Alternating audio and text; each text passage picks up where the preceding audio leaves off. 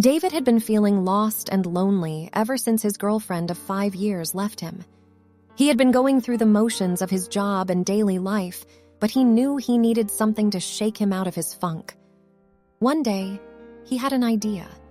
He would take a road trip across the country, just him and his car, with no set destination or timeline. It was a chance to see new places, meet new people, and clear his head. So, he packed a bag, filled up his gas tank, and hit the road.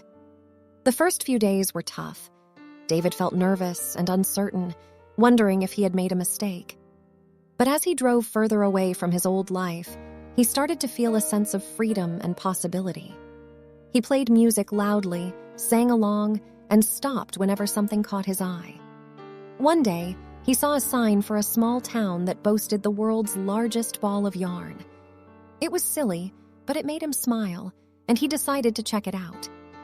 When he arrived, he met an older couple who owned the yarn shop and had built the ball themselves. They told him stories about their travels and showed him pictures of their grandchildren. It was a small moment, but it made him feel less alone. As he continued on his trip, David met all kinds of people.